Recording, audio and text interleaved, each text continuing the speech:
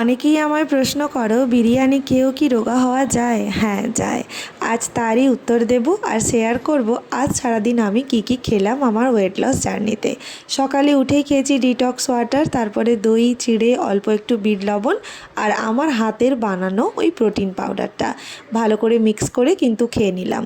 10টা 11টার দিকে খেয়েছিলাম একটা গোটা ফল, ফলের মধ্যে আজ আমি নিয়েছিলাম পেয়ারা। দই চিড়ের পরিমাণটা তোমরা দেখে বুঝতেই পেরেছো কতটা কম পরিমাণ খাবার আমি খাই। দুপুরবেলা লাঞ্চের জন্য আমি একটা বেগুন আর একটা ছোট্ট টমেটো পুড়িয়ে নিচ্ছিলাম।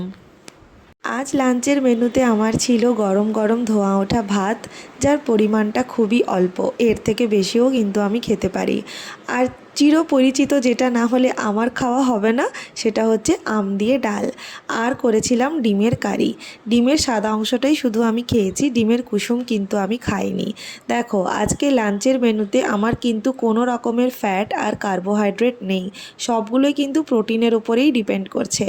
ডাল, ডিমের সাদা অংশ সবগুলোই কিন্তু প্রোটিন। আমি কিন্তু কোনো রকমের আলু এখানে খাইনি বা একটু ফ্যাট জাতীয় কোনো সবজি আমি এখানে খাইনি, যাতে আমার শরীরে শর্করাটা না ইনটেক হয়।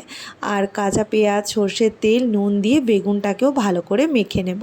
তাহলে কি ভাতটা কম খেলেও আমার এইগুলো খেয়ে অনেকটা পেটটা ভরা ভরা থাকে, তাহলেই আমার হয়ে যায়। চলো লাঞ্চটা কমপ্লিট করি। এতটা পরিমাণ দুপুরে খাওয়া দাওয়া করে সন্ধ্যাবেলা স্ন্যাক্সে আর তেমন কিছু খাইনি।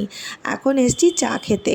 দুধ চাই আমি খাই, ওটা ছাড়া আমি বাঁচবো না, কিন্তু একদম এটা ছিল চিনি ছাড়া, সাথে ছিল 3টে বিস্কুট।